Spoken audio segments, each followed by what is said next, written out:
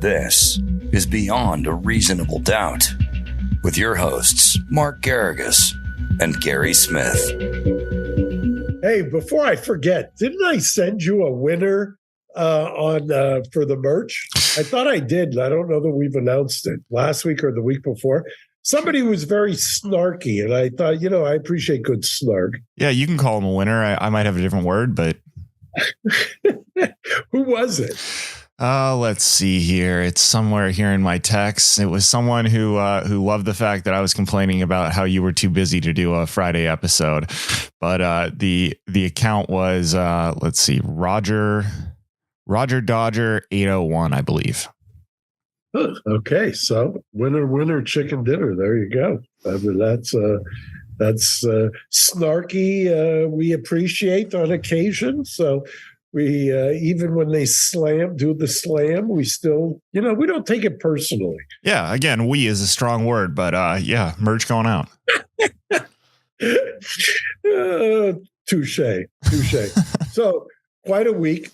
We've got, a case we have not covered, but I've been following has been this Karen Reed murder case in Boston.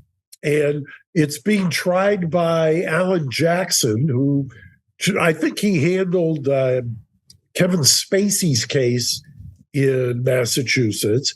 And Alan, along with Mark Worksman, had tried Harvey Weinstein in L.A. Alan is a California lawyer, offices up the street from Engine Company. And I think I've said before, in full disclosure, when he was a DA, we had cases against each other, and he's a good lawyer. And boy, there was something there that you want to play this, Gary? You want to set it up?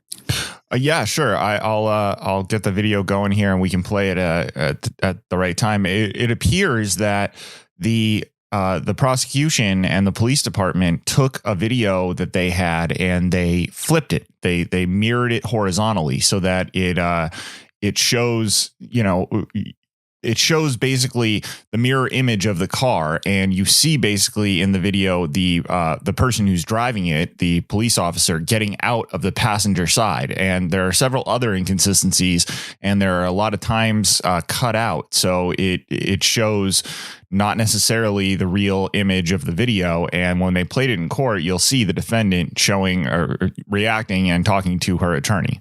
By the way, there she is. Before we play it, this has captivated the Northeast and has started to kind of go national. If she gets acquitted, it'll obviously be wall to wall. But she's accused of running over a police officer, is I believe the accusation. And so far, it has just been a legal shit show with the allegations of a cover-up. There's some insinuation by the defense that two other cops did this and beat the shit out of this guy who ended up dying, and that she is the proverbial fall person, if you will. And then coming on the heels of all of that is this, which somebody said, I have been talking to one of our mutual friends, Gary, who's been telling me, prosecution's they're holding back. They've got something that, they're going to load. This is about as bad a self-inflicted wound as you'll ever see in a prosecutorial case in chief.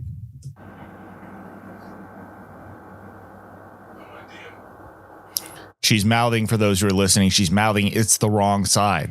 They're showing the wrong side of the video, and basically that's because they show a video that's mirrored, and it's very apparent if you watch all of the clips that have been released, in support of her evidence.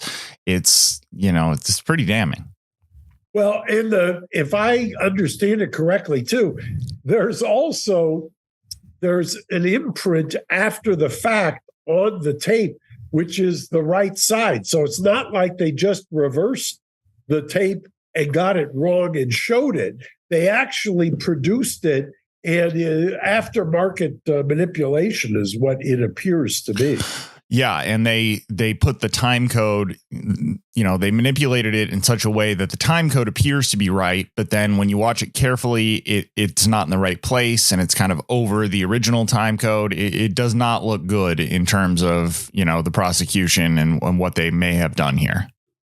Yeah, and fits right in with the opening statement, which is that this was a police cover-up and police shenanigans. There was also a witness who testified to a SIM card where he had destroyed his SIM card and then had gone and dumped it, traveled some distance to do that, which was sketch, to say the least. So you can see where this is headed. Yeah, it absolutely looks pretty good for her, and definitely not good for the, I believe it's Commonwealth. Is that what we're dealing with in Massachusetts? Commonwealth of Massachusetts. Yeah. I'm not going to speculate as to the specific prosecutorial title, but let's just say that the people are watching. By the way, this is televised, and the local stations are doing this wall to wall to some degree, and it's really caught on, and nationally as well. It's being streamed as well. Yeah, absolutely, and it's being picked up by spots like Barstool, which that brings it to a much, much wider audience, because that is, certainly being covered locally, and Barstool is, based in the Northeast, but that gets to, just regular sports fans and people all across the country like me who are not necessarily paying attention to local prosecutions in the Boston area. Yeah, the cynic might say that when you have an attractive white female, that hits a certain demographic as well, who's accused of murder. Sure. I mean, yeah, I don't think that's necessarily even cynical anymore. We've seen it time and time again over the past 20 or 30 years. That's certainly where the media attention tends to go. I used to jokingly say, and you've heard me say it before, that in the old days at CNN, I used to be on speedy dial. If you had an attractive white female that went missing or body was recovered, that was kind of the cable sweet spot, so to speak. Yeah. Speaking of cable sweet spots, also this week, full disclosure, my client in another matter, Hunter Biden, is being prosecuted by the very special counsel, David Weiss, in Delaware on a gun case that may be, once again, I will give my rendition of it, the most ticky-tack federal prosecution you will ever witness, which is supposedly on a form where boxes are checked.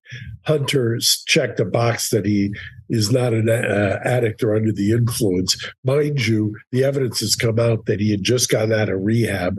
Mind you, there is a constitutional argument that you can't deprive one of your Second Amendment. By the way, everybody who's slamming the hell out of Hunter on the right, who may have been also slamming the hell out of the Manhattan DA for prosecuting Trump, has no problem with this idea of doing the mental gymnastics to leave a obviously political prosecution of Trump and then move over and talk about the righteous prosecution of Hunter Biden without seeing the hypocrisy in both of these things in the so-called lawfare. But interestingly, as we tape this on Sunday, the decision will have to be made as to whether the prosecution rested on Friday.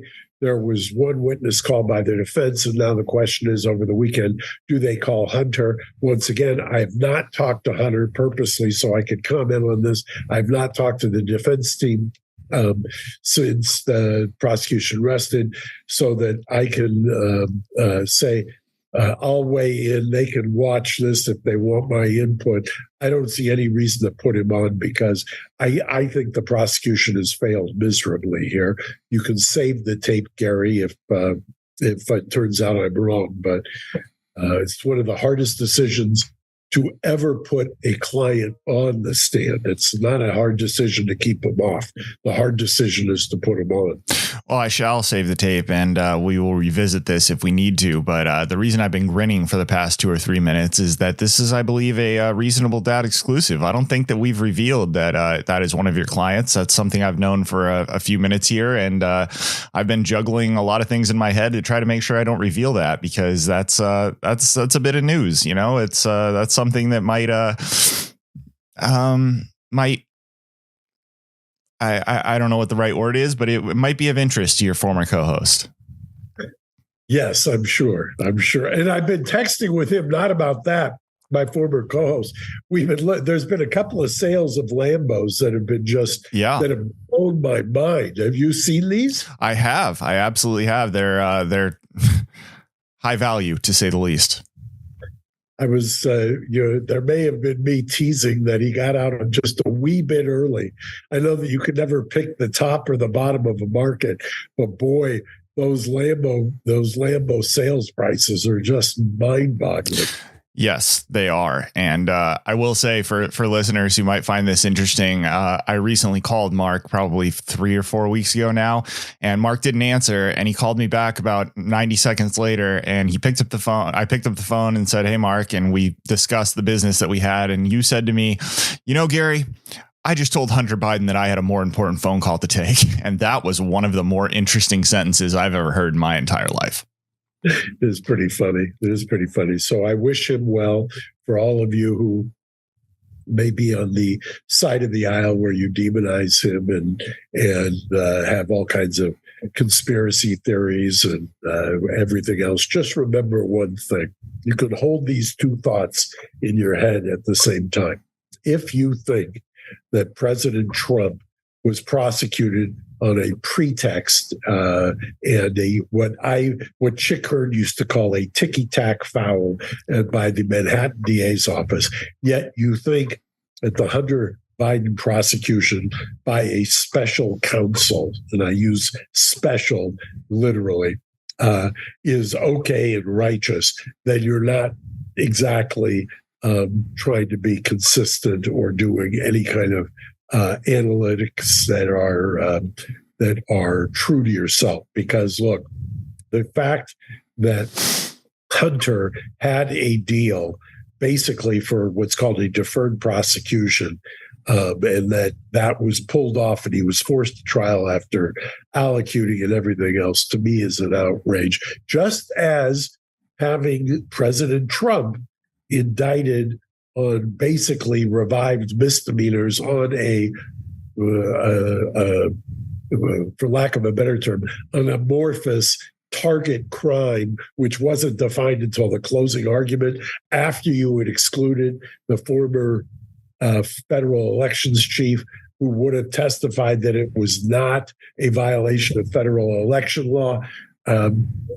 By the way, also, interestingly, the judge in Hunter's case excluded, my understanding is, somebody who would have talked about specifically the idea of addicts being in denial and things of that nature, which is, within guardrails, subject to gatekeeper authority by the judge. But at the same time, you can't, in my humble opinion, it doesn't comport with due process to exclude either expert in either prosecution. I think you're for Biden. Yeah, I think you're absolutely right. And for anyone who's not a Los Angeles Lakers fan, as you and I are, with probably 100 years between us, Chick Hearn was the legendary longtime announcer for the LA Lakers, and his term ticky-tack foul, which I know very well, is something that, while it might be actually a foul, is not necessarily something that you need to bring up. It's something that is called by the refs because maybe they have a bit of a slight in one direction or the other. Yep. That's exactly right. So it'll be interesting to see what happens. I will also predict or make the observation, I could say, as you have heard me say 1,000 times, cases are won or lost in jury selection. And I had said that on his best day, a hung jury for Trump on his best day. We know that he was convicted across the board on 34 counts. Even though there's a lot of people talking about the prosecution in Delaware, I think the prosecutor, the special counsel, has been over the top, in my humble opinion, over the top in this prosecution, what he's doing in the courtroom. And we'll see. We'll see this week. I would imagine if Hunter does not take the stand, then I would imagine it'll get to the jury Tuesday or at the latest Wednesday, even if he does take the stand. And as you know, Gary, cases like this, you'll have a verdict by Friday afternoon, or it's on. Or Thursday, if in the case of the former president. But yes, Friday afternoon, 2:30 or 3 o'clock. That's the witching hour, and we've been covering that for years. And you're wrong more times, or you're right. Sorry, more times than you're wrong. My mistake.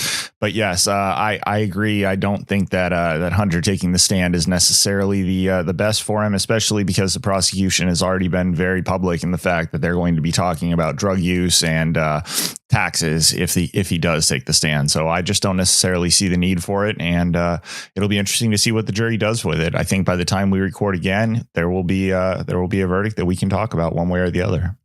Or we'll do a special midweek, and then we'll have down in the comments people mocking. Now I'm going to get in trouble, Gary, and I feel bad about that. I feel like I'm just throwing red meat to people to go after you. No, I mean, look, they don't need the red meat. They're going to go after me one way or another. I mean, my eyes, my appearance. Everyone in the office last week was having a good time with the person who said I looked fat and homeless. I'm clearly sitting in a home. I don't know where that comes from. Write better. Jesus, I'm fine with a joke, but be creative. Okay, some of them I admit. That was not your burner account, Mark. Come on. That's just rude. You're in New York and you're just firing shots at me so that I have something to joke about with Shane and Alice. That's just not nice. Come on. It's pretty funny. So, Gary, maybe we will see you midweek. All right, Mark. I look forward to it. Thank you so much for your time, and you have a great rest of your Sunday. You too. Bye-bye. All right, bye-bye. Thanks for listening to Reasonable Doubt. Subscribe on YouTube at youtube.com/Reasonable Doubt Podcast.